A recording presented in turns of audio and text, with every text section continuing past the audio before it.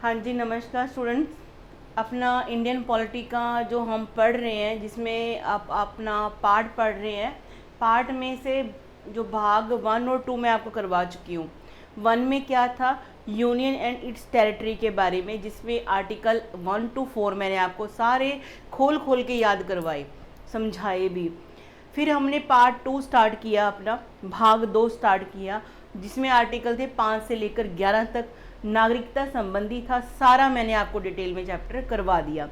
अब जो आज हम करने जा रहे हैं, भाग 3 करेंगे। भाग 3 इसमें क्या है, मौलिक अधिकार है। मौलिक अधिकार कह लो, मूल अधिकार कह लो, बात एक ही है। मौलिक अधिकार, मूल अधिकार, फंडामेंटल राइट्स एक ही बात है। और इसमें अनुच्छेद कितने कवर करने हैं हमने, 12 से लेके 35 तक। ठीक है जी, 12 से लेके 35 तक इसमें हम आर्टिकल कवर करेंगे। और ये बहुत इंपॉर्टेंट है सारे एग्ज़ाम के लिए, यहाँ से क्वेश्चन बहुत ज़्यादा बनकर आते हैं। चलिए स्टार्ट करते हैं। भाग 3 मूल अधिकार। मूल अधिकार देख के अब घबराना मत कि मूल अधिकार पहली बार वर्ड सुन रहे हो। मौलिक अधिकार इसी को बोलते हैं।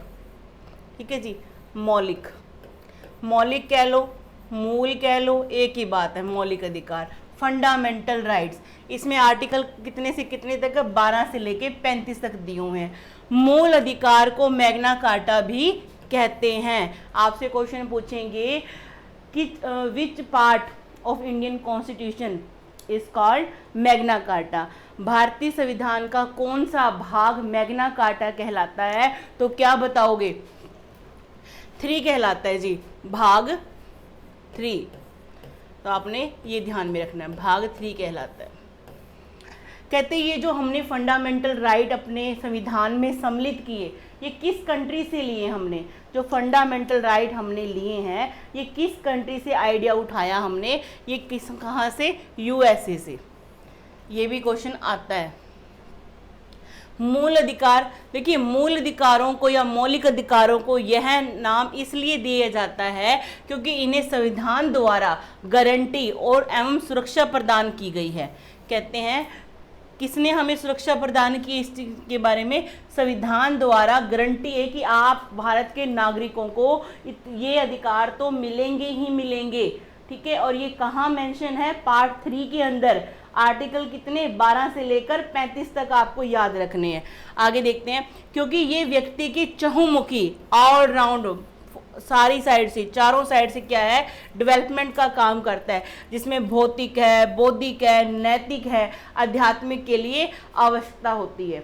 ठीक है जी, इंसान के ये चहुमुखी विकास की तरफ ध्यान देने के लिए ये बहुत ज़रूरी है कि व्यक्ति के पास क्या हो, अधिकार हो। आगे बढ़ते हैं। चलिए, फंडामेंटल राइट्स हैं कितने, पहले इसके बारे में डिस्कस कर लेते हैं। फंडामेंटल राइट जब संविधान बनाया गया था तो 7 थे। ये मैंने 6 वाला रेड कलर में इसलिए किया है क्योंकि अभी इसको क्या कर चुके हैं, हटा चुके हैं, डिलीट कर चुके हैं। और कहाँ पे रख दिया इसको, आर्टिकल 300A में इसको रख दिया, यहाँ से हटा के। ठीक है जी, उठा के। और बाकी अपना जो है जैसे समानता का अधिकार, समता का अधिकार, ये हमारा फंडामेंटल राइट 1 है। इसके तहत आर्टिकल कितने आते हैं, 14 से लेके 18 तक। फिर आपका आ गया स्वतंत्रता का अधिकार। ठीक है जी, कहाँ से, 19 से लेकर 22 तक दे दिया। फिर आपका आ गया शोषण के विरुद्ध अधिकार, कहाँ पे, 23 और 24 के अंदर दे रखा है। धार्मिक स्वतंत्रता का अधिकार, ये आपका आ गया 25 से लेके 28 तक। फिर आपका संस्कृति एवं शिक्षा संबंधी अधिकार, कहाँ पे है जी, 29 से लेकर 30 तक। संपत्ति का अधिकार यहाँ से हम उठा चुके हैं, ये कहाँ रख दिया, 300A आर्टिकल में रख दिया गया है। कहते संवैधानिक उपचारों का अधिकार, कॉन्स्टिट्यूशनल रेमेडीज बोलते हैं इसको, ये आर्टिकल 32 में है। अब मेरी बात सुनो, आपने इसको याद कैसे रखना है कि 14 तो याद रखना आपने, 14 से लेके 18 तक, यानी 5 आर्टिकल यहाँ पे आपको याद करने हैं। फिर आपको 19 से 22 4 यहाँ करने हैं। फिर 23 24 2 यहाँ करने हैं। फिर 25 से 28, 25 26 23 28 4 फिर आ गए यहाँ पर। फिर आपका 29 और 30 यानी कि 2 आ गया, ये आपका डिलीट है। इस तरह से ट्रिक के थ्रू आप उसको याद रख सकते हो। ठीक है जी, आगे बढ़ते हैं। इसको याद रखने की ट्रिक क्या है, ई से क्या, एक याद रखो, ई यहाँ पे लिखना, ई से बन गया इक्वालिटी। ठीक है जी, फ्रीडम EF, फिर शोषण के विरुद्ध, फिर क्या है एक्सप्लॉयटेशन, ई से बनेगा, एक्सप्लॉयटेशन बोलते हैं शोषण को, फिर आपका ई आ गया, फिर है आपको स्वतंत्रता, फिर है freedom of religion, freedom of religion, फिर आपको संस्कृत एंड शिक्षा संबंधी अधिकार है, फिर आपका एजुकेशन संबंधी ई फिर से आ गया, ये आपका डिलीट ही है। कॉन्स्टिट्यूशनल रेमेडीज, ठीक है जी, आपको ये लास्ट में तो पता ही है, सबको याद रखना। तो EF और ई आ गया फिर लास्ट में। कुछ भी याद करो, सीक्वेंस यही रहनी चाहिए, आर्टिकल सारे के सारे सामने रहने चाहिए, और किस अधिकार के तहत कितने आर्टिकल हैं, कौन कौन सा है, और वो आपको मैं खोल खोल के आगे याद करवाऊंगी, लेकिन आपको यहाँ पे एक एक चीज ध्यान से देखनी है। आगे बढ़ते हैं, चलिए पहला अनुच्छेद, देखो 12 से स्टार्ट होता है, हम कहते हैं ना 14 से स्टार्ट, नहीं जी 12 से स्टार्ट होता है, 12 से लेके 35 तक पढ़ने होते हैं आपने। मैक्सिमम लोग क्या है, आपको 14 से लेके वो करवाएंगे 32 तक ही, नहीं, लेकिन 12 से 35 पढ़ना है। तो 12 क्या कहता है, मूल अधिकारों की परिभाषा, मौलिक अधिकारों की क्या दी हुई है, परिभाषा दी हुई है, कहाँ पर, आर्टिकल 12 के अंदर। आर्टिकल 13 क्या बोलता है, यदि हमारे मूल अधिकार या मौलिक अधिकार को किसी दूसरे के मौलिक अधिकार प्रभावित करे तो हमारे मूल अधिकारों पर रोक लगाया जा सकता है। इसे अल्पीकरण बोलते हैं शॉर्ट में। हमारे अधिकार किसी की दुविधा का कारण बन जाते हैं तो हमारे अधिकारों में क्या कटौती कर दी जाएगी, आप समझ रहे हो। अल्पीकरण यहाँ पे होगा कि हमारे अधिकार किसी के दुख का कारण ना बने, ठीक है जी, किसी दूसरे के मौलिक अधिकारों को क्या प्रभावित ना करे, समझ रहे हो, किसी के दूसरे के अधिकार को प्रभावित नहीं करना चाहिए। ठीक है जी, आगे बढ़ते हैं। याद रखना 12 में क्या है, परिभाषा, 13 में क्या है, अल्पीकरण है। कैसे कि आपके मौलिक अधिकार किसी दूसरे के मौलिक अधिकारों को क्या ना करे, खराब ना करें। समता समानता का अधिकार 14 से लेकर 18 तक। आर्टिकल 14 क्या बोलता है, 14 क्या बोलता है, विधि के समक्ष समानता, विधि के सामने समानता, कानून के सामने समानता, कानून के सामने सब समान है। यह व्यवस्था हमने कहाँ से ली है, ब्रिटेन। ठीक है जी, यह आइडिया हमने कहाँ से लिए, ब्रिटेन से लिया है कि कानून के सामने सब बराबर होंगे। ये कहाँ से आइडिया उठाया हमने, ब्रिटेन से आइडिया उठाया, ये याद रखना इस चीज़ को। ठीक है जी, आगे है, जबकि कानून के समान संरक्षण की व्यवस्था अमेरिका से भी कानून है ना, सबको क्या देगा, इक्वली क्या देगा, प्रोटेक्शन प्रोवाइड करेगा। दोनों में अंतर है, बात का फर्क समझना कि कानून के सामने सब बराबर हैं। ठीक है जी, ये हमने ब्रिटेन से लिया। दूसरा कि कानून सबको बराबर समझेगा, कानून के सबको समान क्या देगा, संरक्षण देगा, प्रोटेक्शन प्रोवाइड करेगा। तो ये आइडिया हमने अमेरिका से लिया है। कोई भी हो, मंत्री हो, संतरी हो, सारे के सारे क्या है, कानून के सामने बराबर हैं। और ये आगे भी मैं आपको कराऊंगी कौन से जो व्यक्ति हैं जिनको कानून के सामने एक अपवाद है, जैसे राष्ट्रपति, राज्यपाल, ये हमारे अधिकारों के बराबर नहीं है। जैसे उनको उनके कार्यकाल के दौरान गिरफ्तार नहीं किया जा सकता, सजा नहीं दी जा सकती। ठीक है जी, ये भी मैं आगे आपको डिटेल में करवाने वाली हूँ कि कौन कौन से व्यक्तियों को इस चीज़ से छूट मिली हुई है, वो आगे पढ़ाऊंगी। आर्टिकल 14 वाला 15 समझो, कहते जाति, धर्म, लिंग, जन्म स्थान के आधार पर सार्वजनिक स्थान, सार्वजनिक होता है सरकारी, सार्वजनिक मतलब सरकार का, पब्लिक का, ठीक है जी, सरकारी स्थान पर भेदभाव नहीं किया जाएगा। मतलब कि किसी व्यक्ति की जाति, लिंग, धर्म, जन्म स्थान के आधार पे सरकारी कार्यालयों में क्या नहीं किया जाएगा, भेदभाव नहीं किया जाएगा। तो आप ये पूछोगे मैडम क्या प्राइवेट में ऐसा कर सकते हैं, फिर उल्टा बनाना, नहीं कर सकते, उसके लिए भी क्या है, सजा का प्रावधान है अगर ऐसा भेदभाव होता है। आगे देखते हैं, अनुच्छेद 16 कहता है लोक निर्वाचन, यानी कि सरकारी नौकरी की समानता, सीधा सीधा बोलो कि अवसर की समानता, सबको समान अवसर मिलेंगे। ठीक है जी, सबको समान इक्वल गवर्नमेंट जॉब निकलेगी, फॉर्म निकलेंगे, फॉर्म भरो, सारे इक्वल ही हैं, सारे अप्लाई करो, अपनी अपनी योग्यता के अनुसार एग्जाम क्वालिफाई करो और गवर्नमेंट जॉब लग जाओ। ठीक है जी, अवसर आपको इक्वल मिलेगा, अवसर क्या मिलेगा आपको, इक्वल मिलने वाला है। इनमें पिछड़े वर्ग के लिए कुछ समय आरक्षण की चर्चा है। हमारे यहाँ पे आपको पता है कि कुछ वर्गों को क्या मिला हुआ है, आरक्षण मिला हुआ है, वो भी आपको आगे डिटेल में जब संविधान का वो चैप्टर आएगा ना उसमें बताऊंगी किस किस वर्ग को कितने कितने टाइम के लिए, ताकि जो बिल्कुल पिछड़े हुए लोग हैं उनको बराबर लाया जा सके, उनको समाज में इक्वली किया जा सके, आर्थिक आधार पर, सामाजिक आधार पर, ठीक है जी, राजनीतिक आधार पर, इसलिए इनको क्या मिला हुआ है, आरक्षण मिला हुआ है। कहती अनुच्छेद 17 में अस्पर्शता यानी कि अनटचेबिलिटी, एक ये बहुत बड़ी कुकृति थी जी, अनटचेबिलिटी एक बहुत बुरी बीमारी थी हमारे समाज की। कहते इसका अंत कर दिया गया, कौन से आर्टिकल में लिखा हुआ है, 17 आर्टिकल में लिखा हुआ है, और ये मोस्ट फेवरेट क्वेश्चन है एग्जामिनर का, यहाँ से क्वेश्चन पूछने ही पूछने हैं।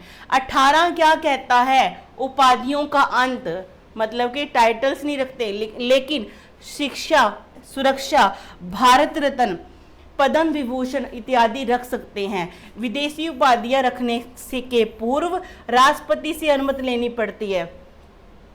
कोई बहादुर नहीं, कोई राजा नहीं, किसी को कोई इन तरह की उपाधियों से बुलाना नहीं। अगर कोई आपको एजुकेशनल आपकी उपाधि है या फिर आपको मिलिट्री में सुरक्षा संबंधी जैसे कर्नल है, ब्रिगेडियर है, कैप्टन है, ये आपको आपकी जो होंगे जिसकी वो अपना आगे लगा सकता है। एजुकेशन में आप मतलब कि अपना पीएचडी करते हो तो आपके नाम के आगे डॉक्टर लग जाएगा, तो वो कोई उपाधि नहीं है, वो आपकी एजुकेशनल है, आपने गेन की है। ठीक है जी, तो भारत रत्न, पद्म विभूषण इत्यादि रख सकते हैं, लेकिन विदेशी उपाधियां अगर कोई आपको मिलती हैं तो आपने क्या करना है, पूर्व राष्ट्रपति की अनुमति के लेनी पड़ती कि हम ये लगा ले, हमें यह टाइटल मिला हुआ है। आगे स्वतंत्रता का अधिकार अनुच्छेद 19 से 22 तक, यहां से देखते हैं आर्टिकल 19 क्या बोलता है। इसके अंदर भी 19 के, ये अकेला 19 के बारे में लिखा हुआ है, यहाँ पे लिखना ही रह गया, सिर्फ 19 की बात की है। कहते इसके अंदर भी 7 थे, एक को हटा दिया गया। ठीक है जी, कब हटाया, क्यों हटाया, वो भी आगे आएगा। कहते इस 19 के अंदर 19(1) क्या कहता है, सुनो ध्यान से। अभिव्यक्ति की स्वतंत्रता, बोलने की स्वतंत्रता, झंडा लहराने की स्वतंत्रता, पुतला जलाने की स्वतंत्रता, आरटीआई, ये क्वेश्चन आया हुआ है। ठीक है जी, तथा प्रेस की स्वतंत्रता, अखबार छपना, लिटरेचर जो भी छपता है, बुक्स वगैरह, इसकी स्वतंत्रता कहाँ पे लिखी हुई है, हमें कहाँ दी है, 19(1) में। ए लिख लो, बी लिख लो, सॉरी ए लिख लो या 1 लिख लो, बात एक ही है कि 19 आर्टिकल को पार्ट्स में डिवाइड किया, कितने, 7 पार्ट्स के अंदर। तो पहला पार्ट क्या बोलता है, कहता है अभिव्यक्ति की स्वतंत्रता, बोलने की स्वतंत्रता, झंडा लहराने की स्वतंत्रता, पुतला जलाने की स्वतंत्रता, और आरटीआई, राइट टू इंफॉर्मेशन, सरकार से इंफॉर्मेशन लेने का अधिकार आपको है। प्रेस की स्वतंत्रता, ये कहाँ पे लिखा है, 19(a) में लिखा है, 19(1) में लिखा है।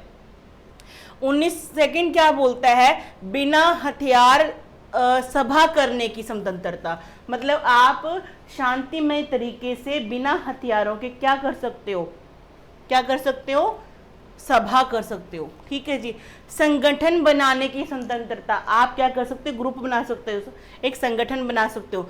बिना रोक टोक घूमने की स्वतंत्रता, भारत में किसी क्षेत्र में बसने की स्वतंत्रता। 6वां यहाँ पे डिलीट किया गया, कहते संपत्ति का अधिकार, अब यह मौलिक मूल अधिकार नहीं बल्कि कानूनी अधिकार हो गया। इस संपत्ति के अधिकार को 44th अमेंडमेंट, संविधान संशोधन 1978 में मौलिक अधिकार से हटा दिया गया। इसे अनुच्छेद 300 क में या ए में के तहत कानूनी अधिकार में रखा गया है। संपत्ति आपका कैसा अधिकार बन गया, अब कैसा? कानूनी अधिकार, मौलिक अधिकार नहीं है, अपने ध्यान रखना है। और इसको कब हटाया गया? 31 भी, और ये आपका 19 आपका 6 आपका कब हटाया गया?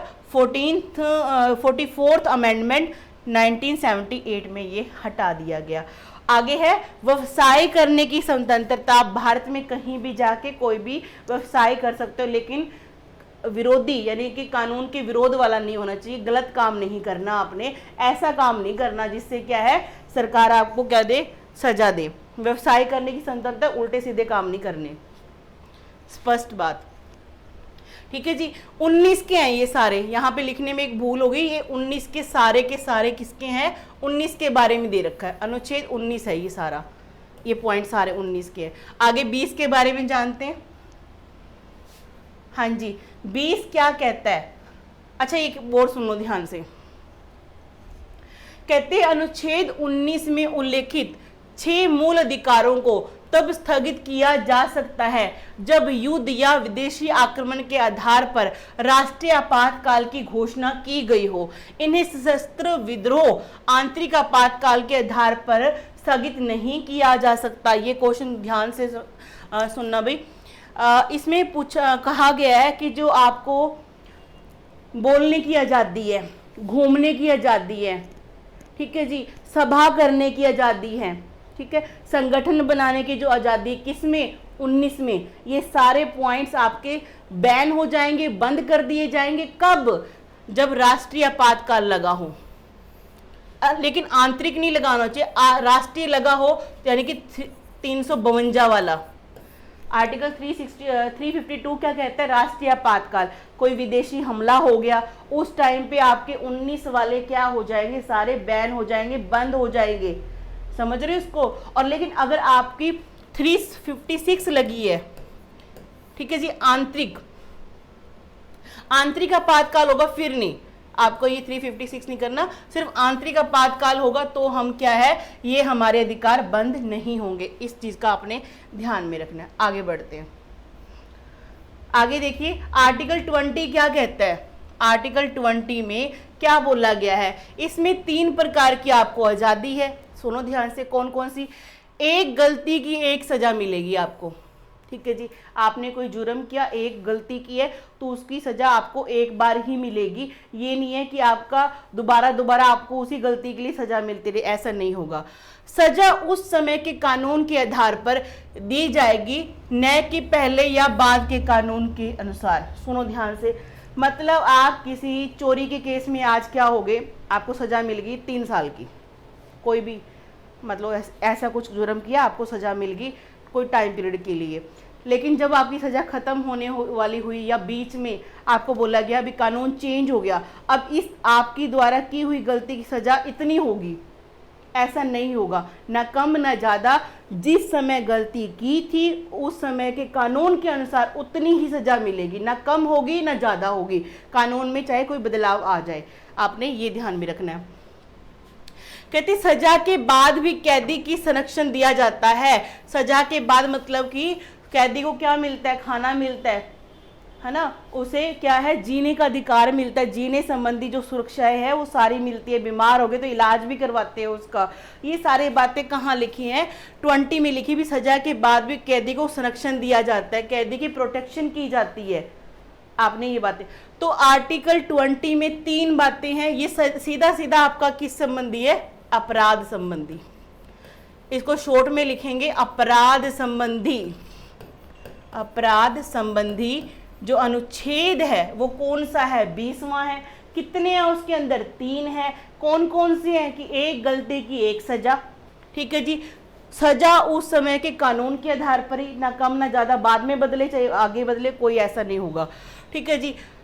सजा के बाद भी कैदी को क्या मिलेगी? प्रोटेक्शन। और इसको शॉर्ट में क्या बोलेंगे? आर्टिकल 20 संबंधित है किससे? अपराध संबंधी, ठीक है जी। आर्टिकल 20 संबंधित किससे है? अपराध से संबंधित है।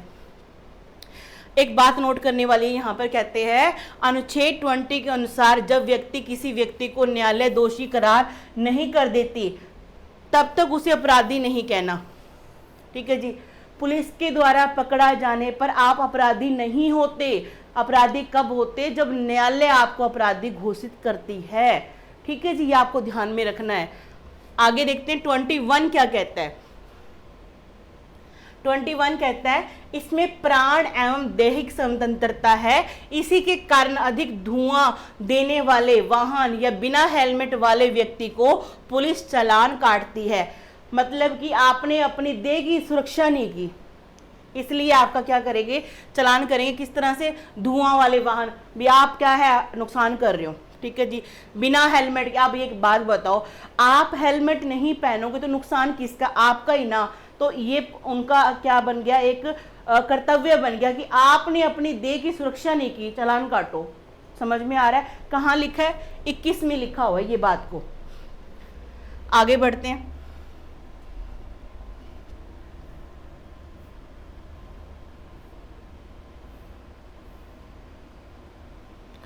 हाँ जी, एक और पॉइंट रह गया यहाँ पे, ध्यान से देखना। कहते हैं अनुच्छेद 21 में निजता का अधिकार जोड़ दिया गया है। अब हमारी गोपनीय जानकारी को कोई उजागर नहीं कर सकता, यानी प्राइवेसी संबंधी हमारी जो अधिकार है वो कहाँ पर है? आर्टिकल 21 में है कि हमारी पर्सनल इंफॉर्मेशन, प्राइवेसी संबंधी कोई भी क्या है डाटा लीक नहीं हो सकता, क्योंकि हमें अधिकार मिला है प्राइवेसी का। कौन से आर्टिकल के तहत? आर्टिकल 21 के तहत मिला हुआ है। आगे बढ़ते हैं। हाँ जी, आर्टिकल 20 तथा 21 को आपातकाल के दौरान आएगा, दौरान नहीं आएगा,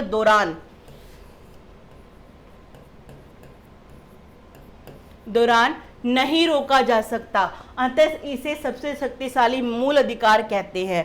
राष्ट्रीय आपातकाल की सक्रियता के दौरान अनुच्छेद 20-21 में प्रत्यभूत अधिकारों को जोड़कर इन्हें निलंबित किया जा सकता है।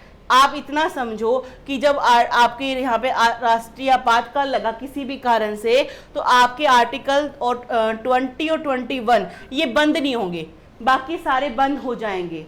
19वां मैंने आपको समझाया है ना, और आपका 18, 15 सारे 14 तक कोई भी है वो सारे बंद हो जाएंगे, लेकिन आपका 20 और 21 क्या है? बंद नहीं होगा। बाकी सारे के सारे आपके निलंबित हो जाएंगे, एक बार के लिए बंद कर दिया जाएगा उनको।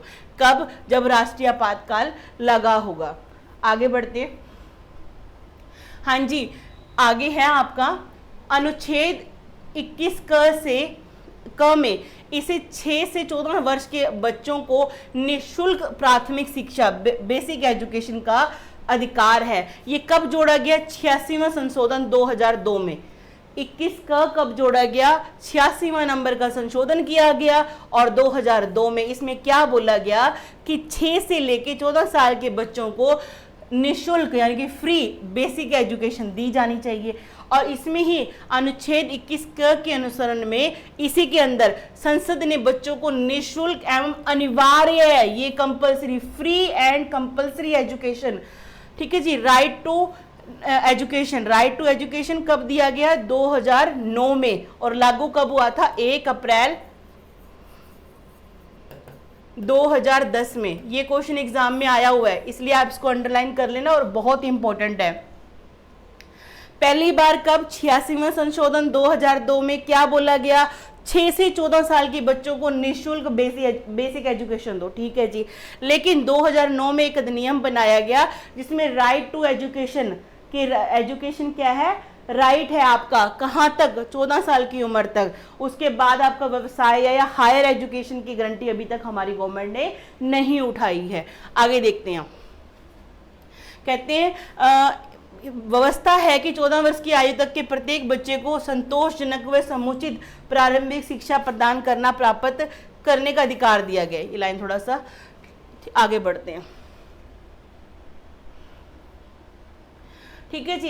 कहते हैं इस संशोधन के पहले भी संविधान में भाग 4 में, कहते हैं ये संशोधन तो बाद में हुए है ना, 86वां 2002 में हुआ, लेकिन कहते हैं उससे पहले भी भाग 4 में अनुच्छेद 45 में बच्चों के लिए निःशुल्क एवं अनिवार्य शिक्षा की व्यवस्था थी। लेकिन क्या कर दिया? 2009 में राइट टू एजुकेशन जोड़कर थोड़ा और मजबूत कर दिया गया, लेकिन इसकी व्यवस्था पहले भी थी। कहां पर थी? कहाँ पे बताइए, डीपीएसपी में पार्ट 4 में। अब आपको पता है डीपीएसपी क्या है, directive principle of state policy.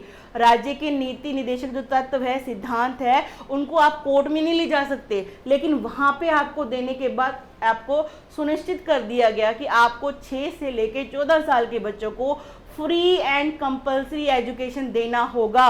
और ये क्या है, अगर पेरेंट्स कोई ऐसा नहीं करता तो कानूनी जुर्म है ये। आगे बढ़ते हैं। इसमें एक मूल कर्तव्य अनुच्छेद 51 क के तहत जोड़ा गया। प्रत्येक नागरिक का यह कर्तव्य होगा कि वह 6 से लेकर 14 साल तक के अपने बच्चों को शिक्षा प्रदान कराएगा। अब 51 के क में भी है क्या, हमारे यहाँ पर फंडामेंटल ड्यूटीज दी हुई हैं, है ना, ये मैंने आपको बताया था। फंडामेंटल ड्यूटीज के अंदर जो हमारा 11वां कर्तव्य है ना, 11वें नंबर का कर्तव्य है, ये भी क्या कहता है कि फ्री एंड कंपल्सरी एजुकेशन। तो हमें कहाँ कहाँ देखने को मिल गया, 21A में देखने को मिल गया, और अपना 45 में डीपीएसपी में, एक यहाँ पे, एक यहाँ पे और एक यहाँ पे, ठीक है जी। 45 में तो पहले भी लिखा हुआ था डीपीएसपी में, लेकिन वो इतना मतलब कि मजबूत नहीं था, मतलब कि उसको आप कोर्ट में नहीं जा सकते, ठीक है जी, जस्टिएबल नहीं है। डीपीएसपी हमारे क्या है, जस्टिएबल नहीं है, वो तो कल्याणकारी राज्य के कर्तव्य है, अगर करे तो ठीक है, नहीं तो ना सही। अगर इसमें क्या है, कंपलसरी कर दिया गया यहाँ पर। अब राज्यों के लिए क्या है, ये तो हमारे कर्तव्यों में शामिल कर दिया गया, यहाँ कंपलसरी कर दिया गया, और ये कल्याणकारी राज्य के पास सौंप दिया गया। तो 3 जगह पर आपको ये चीजें देखने को मिलेगी फ्री एंड कंपलसरी एजुकेशन के बारे में। तो सारे पॉइंट्स क्लियर हो जाने चाहिए। अनुच्छेद 22 क्या कहता है, इससे पहले हमने 19 कर लिया, फिर हमने 20 किया, फिर 21 किया, और अब अपना 22 क्या कहता है, सुनो ध्यान से। कहते हैं इसमें 3 प्रकार की स्वतंत्रता दी गई है। 19 में क्या था जी, हमें स्वतंत्रता के कितने पॉइंट, 7 थे, उसमें से एक माइनस हो गया एजुकेशन, उसमें संपत्ति वाला, तो ये हमारे 6 रह गए, ठीक है जी। 20 में क्या किससे संबंधित था, 20 में था अपराध संबंधी, अपराध संबंधी, ये आपने ध्यान रखना है। एक गलती की एक सजा, याद आया आपको, एक गलती की एक सजा मिलेगी, सजा उस टाइम के कानून के अनुसार मिलेगी, और अपराधी को, कैदी को यानी कि संरक्षण में मिलेगा, प्रोटेक्शन भी मिलेगी। 21 में क्या था, जीने का अधिकार, 21 में क्या कहता है, जीने का अधिकार। और 21A में क्या कहता है, 21A में कहता है एजुकेशन के बारे में, ठीक है जी, ये आपने ध्यान रखना है। और 22 हमारा आ गया ये वाला, गिरफ्तारी संबंधी, गिरफ्तारी संबंधी, इसके 3 पॉइंट है, वो भी देख लो। अनुच्छेद 22, इसमें 3 प्रकार की स्वतंत्रता दी गई है जो गिरफ्तारी से संबंधित है, से संरक्षण की करती है। देखिए, व्यक्ति को गिरफ्तार करने से पहले वारंट का कारण बताना होगा, ठीक है जी। 24 घंटे के अंदर उसे न्यायालय में सहशरीर प्रस्तुत करना पड़ेगा। 24 घंटे में यातायात एवं अवकाश का समय नहीं गिना जाएगा, ये ध्यान में रखना आपने। कहते हैं गिरफ्तार व्यक्ति को अपने पसंद का वकील करने की अधिकार है, ये तीसरा पॉइंट आपको 22 में रखा गया है। राष्ट्रीय आपात के दौरान केवल 20 और 21 ही ऐसे अनुच्छेद हैं विल नॉट बी सस्पेंडेड। मैंने आपको ये समझाया कि आर्टिकल हमारा 20 और 21 क्या है, बंद नहीं होगा।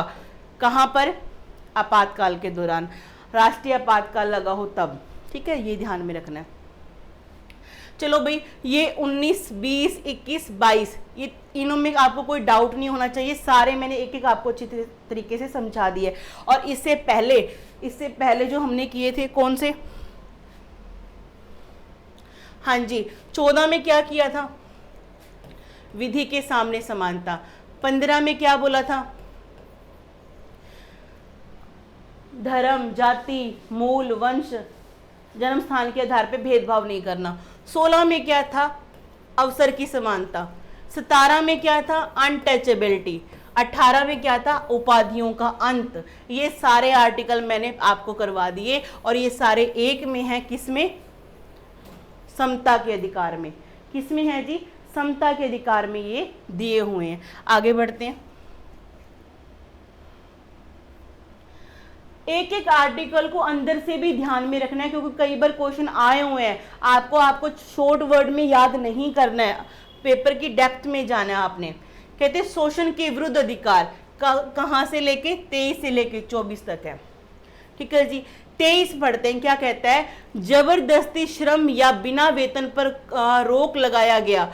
मतलब कि कोई ऐसा व्यक्ति जिसको जबरन काम करवाया जा रहा है, उसको वेतन नहीं दिया जा रहा, सीधा सीधा है कि किसी को कैदी नहीं बनाना, अपना गुलाम नहीं बनाना, दास नहीं बनाना अपना, किंतु राष्ट्रीय सुरक्षा के मुद्दे पे बलात् श्रम या बेगारी कराया जा सकता है। लेकिन राष्ट्र संबंधी कोई मुद्दा आ गया ना, तब ये करवाया जा सकता है। लोगों से अपने देश के प्रति एक कर्तव्य है हमारा कि किसी कारण हमारे देश में ऐसी व्यवस्था बन गई कि हमें बिना वेतन के काम करना पड़े, तो हमें करना होगा और हम इसके लिए बाध्य भी हैं, हमारे कर्तव्य हमें बोलते हैं। आगे है, मानव दुर्व्यापार या बलात् श्रम का निषेध करता है।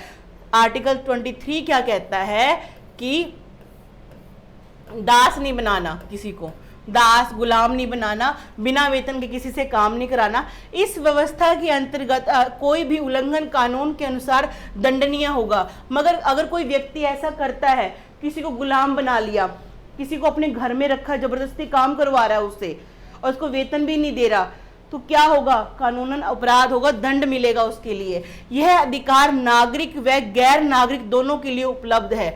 यह अधिकार दोनों को मिला हुआ है। कोई विदेशी के साथ भी आप ऐसा नहीं कर सकते हो, अपने नागरिकों के साथ भी ऐसा नहीं कर सकते। दोनों को ये अधिकार मिले हुए हैं। किसको, हमारे जो गैर नागरिक है उनको भी और नागरिक दोनों को ये अधिकार मिला हुआ है कि कोई आपको दास नहीं बना सकता, कोई आपसे बिना वेतन के काम नहीं करा सकता। अगर कोई ऐसा करता है तो ये कानूनन क्या होगा, जुर्म होगा।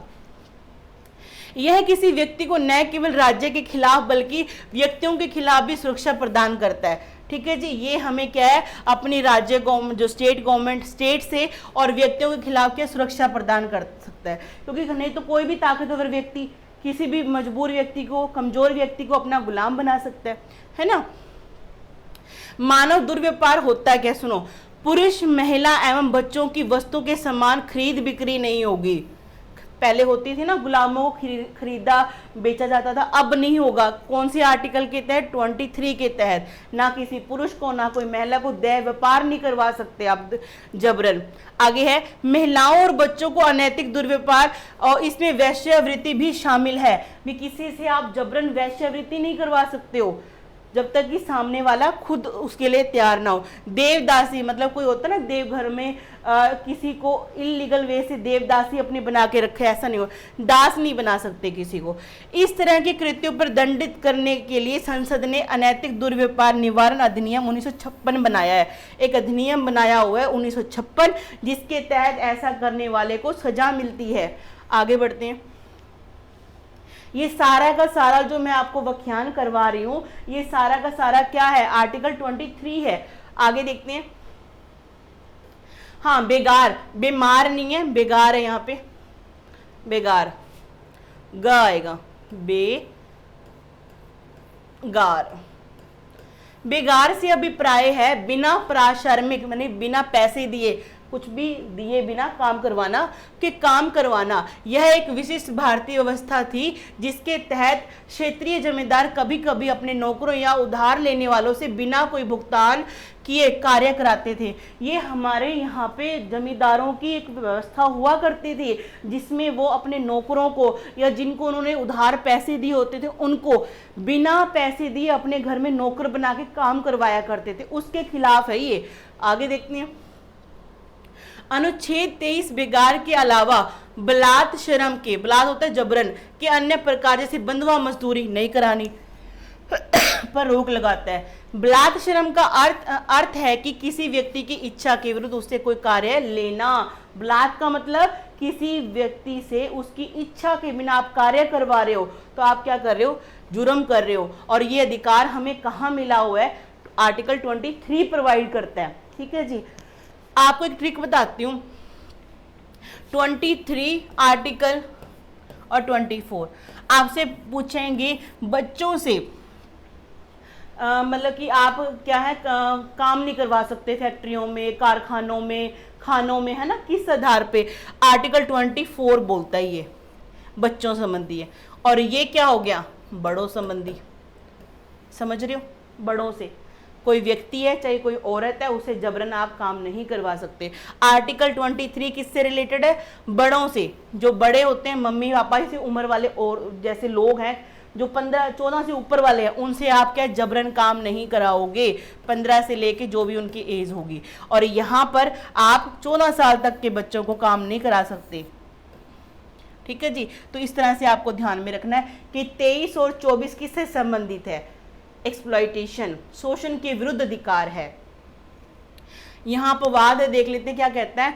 कहते हैं अनुच्छेद 23 में इस उपबंध के अपवाद का भी प्रावधान है। यह राज्य को अनुमति प्रदान करता है कि सार्वजनिक उद्देश्यों के लिए अनिवार्य सेवा, उदाहरण के लिए सैन्य सेवा एवं सामाजिक सेवा आरोपित कर सकता है, जिसके लिए वह धन देने को बाध्य नहीं है, लेकिन इस तरह की सेवा में लगाने में राज्य को धर्म, जाति या वर्ग के आधार पर भेदभाव की अनुमति नहीं है।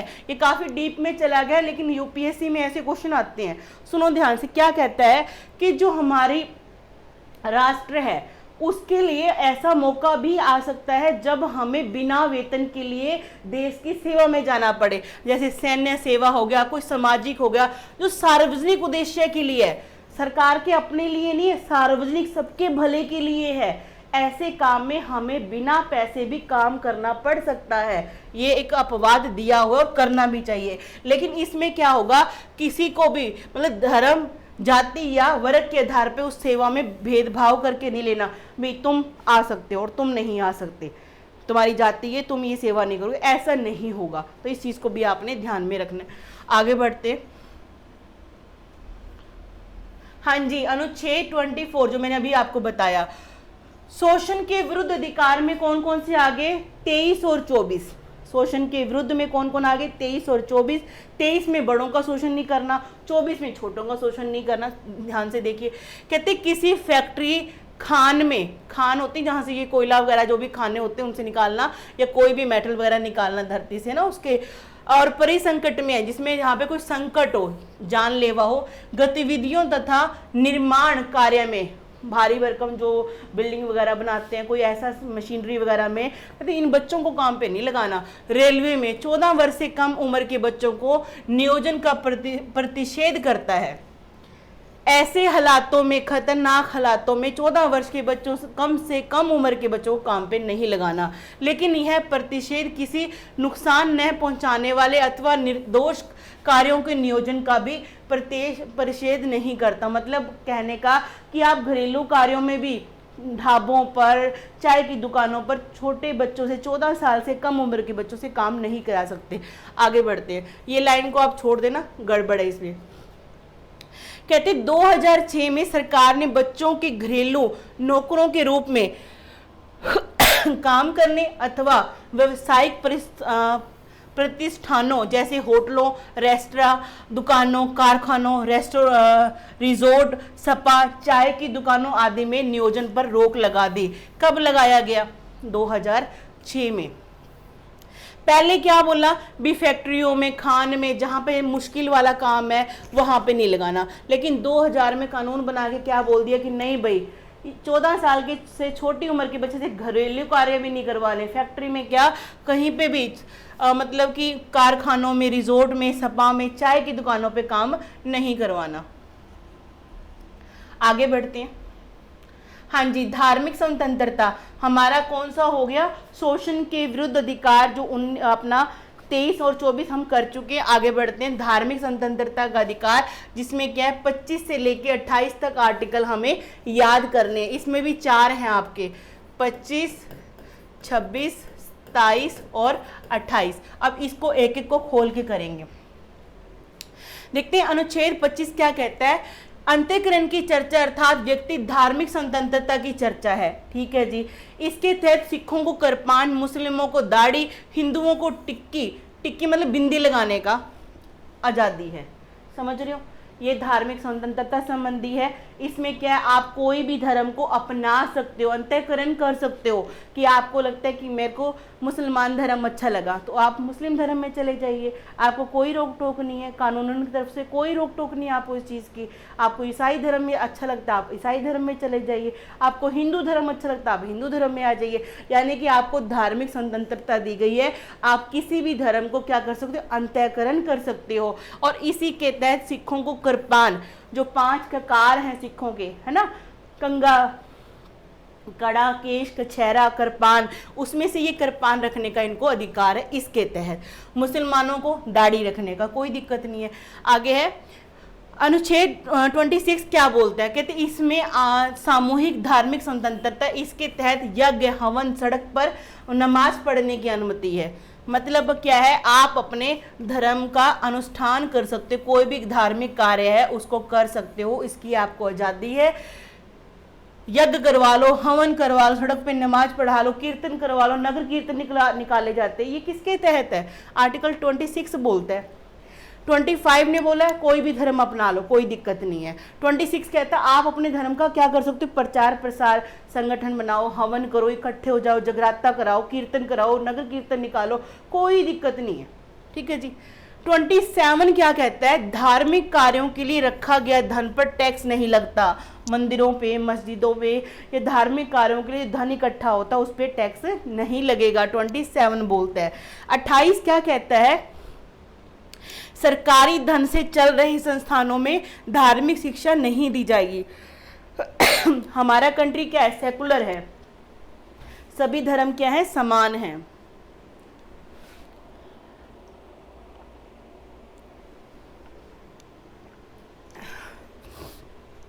यानी कि सरकार के खर्चे पे जो सरकारी संस्थान है, स्कूल है, कॉलेजेस है, वहाँ पे धार्मिक शिक्षा नहीं दी जाती, ठीक है जी।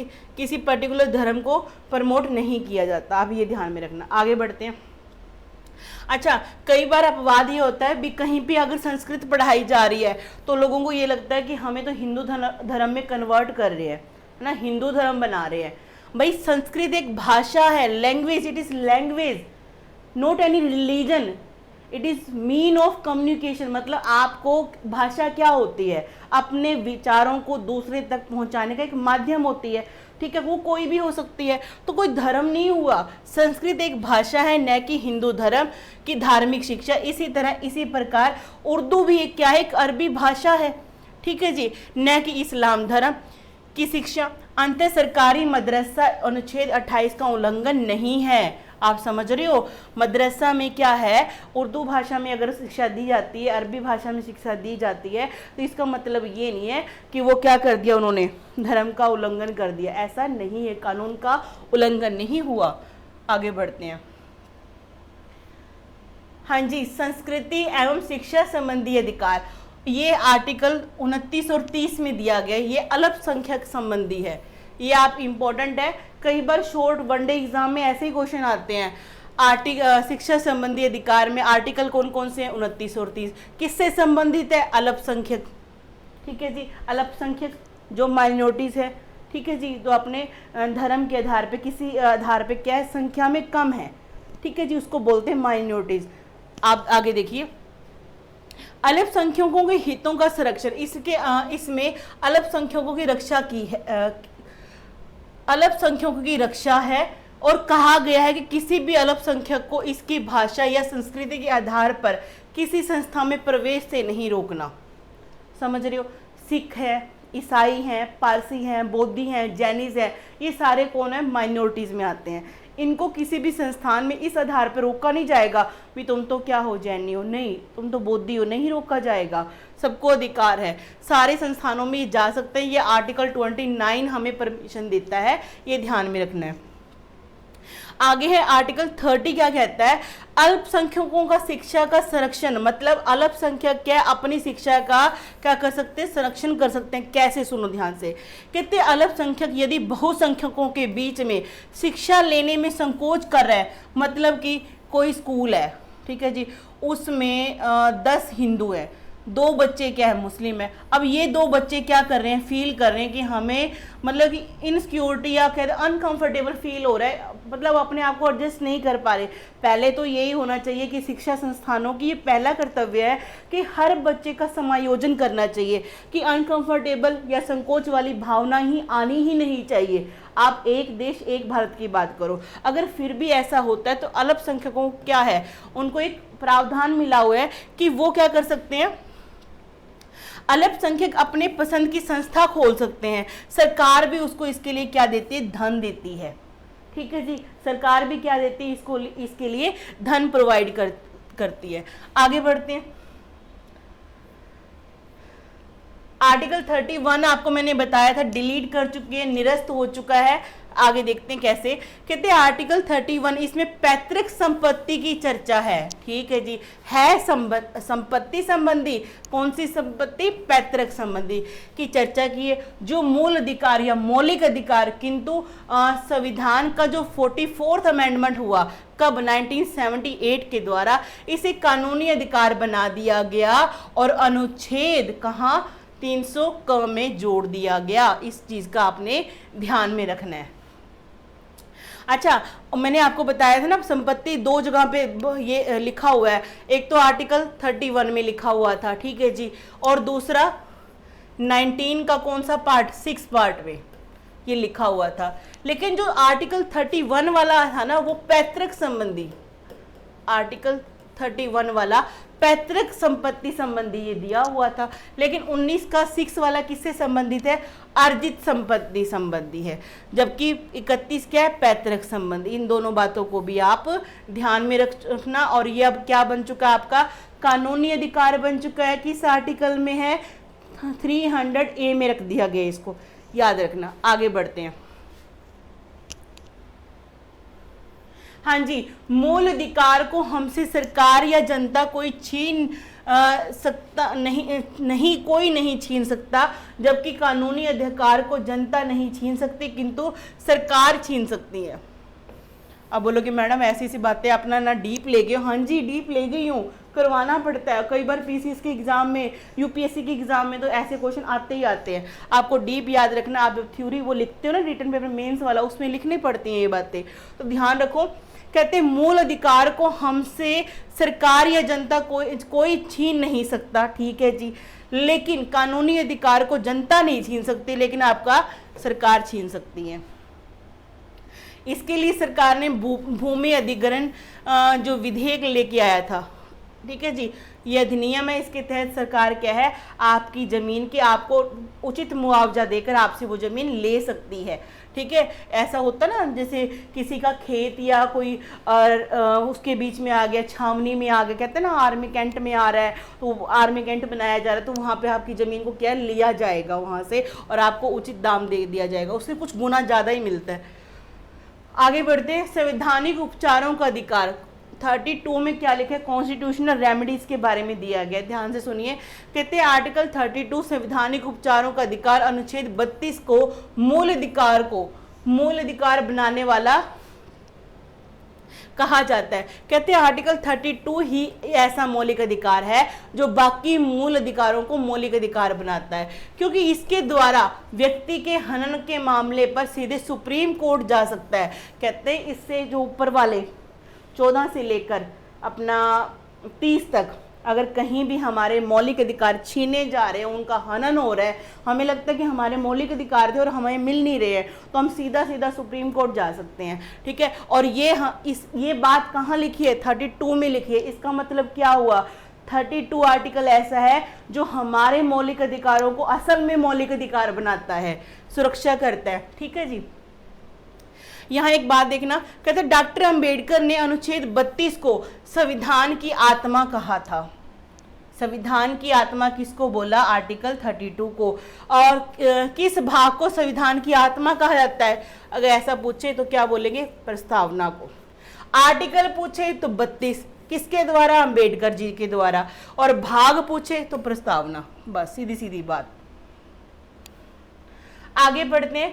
आर्टिकल 33 क्या बोलते हैं, कहते राष्ट्रीय सुरक्षा के हित में संसद सेना, मीडिया तथा गुप्तचर के मूल अधिकारों को सीमित कर सकती है। ये भी एक अल्पीकरण है, लेकिन डिफरेंट तरह का। अल्पीकरण वाले अधिकार मैंने कौन सा बताया था, पहले आपका 13 पढ़ा था। आर्टिकल 13 में क्या था, आपके अधिकारों का अल्पीकरण, छोटे किए जा सकते, कम किए जा सकते। किस आधार पर भी? आपके मौलिक अधिकार किसी दूसरे के मौलिक अधिकार को क्या कर रहे हैं, खराब कर रहे हैं। तो आपको किस आर्टिकल के तहत आपके बंद हो जाएंगे, आर्टिकल 13 के तहत। और आर्टिकल 33 क्या कहता है कि राष्ट्रीय सुरक्षा के हित में, अगर ऐसा कोई कारण है कि राष्ट्रीय हित की सुरक्षा देखनी है, तो संसद क्या कर सकती है, सेना, मीडिया और गुप्तचरों के मूल अधिकार बंद कर सकती है। कोई डाटा लीक ना कर दे, समझ रहे हो, राष्ट्रीय आपातकाल के समय पे डाटा लीक ना हो जाए, हमारे कोई सूचनाएं लीक ना हो जाए। तो इस समय पे किस किस की, सेना की, मीडिया की और गुप्तचरों के क्या है, मूल अधिकार कम कर दिए जाते हैं। आर्टिकल 34 क्या बोलते हैं कि भारत के किसी भी क्षेत्र में सेना का कानून, मार्शल लॉ लागू किया जा सकता है। सेना के न्यायालय को कोर्ट मार्शल कहते हैं। इस चीज को ध्यान में रखना कि आर्टिकल 30 में कोर्ट मार्शल संबंधी बात की गई है। आर्टिकल 35 क्या कहता है, भाग 3 में दिए गए मूल अधिकारों के लागू होने की विधि की चर्चा है कि ये सारे जो जितने आर्टिकल अभी आपने ऊपर पढ़े, इसको लागू करने की विधि कौन सी होगी, ये बात कहाँ लिखी है, कहाँ, 35 में लिखी है। आगे ध्यान दो, 14, आर्टिकल 14, 20, 21, 21A, 23, 24 और 25 से लेकर 28 जो धार्मिक स्वतंत्रता वाले हैं, भारतीयों को भी मिलेंगे और विदेशियों को भी मिलेंगे, दोनों को मिलेंगे, याद रखना इसकी। 14 में क्या लिखा है, विधि के सामने समानता। 20 में क्या लिखा है, अपराध संबंधी। 21 में जीने का अधिकार। 21A में एजुकेशन का अधिकार। 23 में क्या लिखा आपका, आपको गुलाम नहीं बनाया जाएगा, देह व्यापार नहीं कराया जाएगा, है ना, शोषण के विरुद्ध अधिकार। 23 और 24 ये नहीं होगा, ये सभी अधिकार। और 25 से लेकर 28 जो धार्मिक वाले थे सारे के सारे, कहते ये विदेशियों को भी मिले हैं और भारतीयों को, सबको मिले हैं। लेकिन 15, 16, 19, 29, 30 ये केवल भारतीयों को मिले हैं। ठीक है जी, आपने याद रखना इस चीज को। आगे बढ़ते हैं, आगे बढ़ते हैं, कुछ बातें ध्यान रखने वाली। यहां क्या कहा गया है, कहते हड़ताल करना, चक्का जाम करना मूल अधिकार नहीं है। समझ रहे हो, हड़ताल करना, चक्का जाम करना मूल अधिकार नहीं है, क्योंकि इससे अन्य व्यक्तियों के अधिकारों का हनन करता है। कोई भी आपका ऐसा अधिकार जो दूसरों को कष्ट का कारण बने, तो वो क्या आपका मूल अधिकार नहीं हो सकता। स्थायी आवास तथा अनिवार्य रोजगार मूल अधिकार नहीं है। परमानेंट रेजिडेंसी प्रोवाइड करना मूल अधिकार नहीं है कि हमें दो, हमारा अधिकार नहीं भाई, ये कानूनी अधिकार है, खुद कमाओ खुद लो। अनिवार्य रोजगार ये भी नहीं है। ठीक है, वैसे आपको सरकार क्या प्रोवाइड कर सकती है कर्तव्य संबंधी, लेकिन अभी ऐसा नहीं है। अभी आज के लिए बस इतना ही। ठीक है जी, बाकी कल कंटिन्यू करेंगे।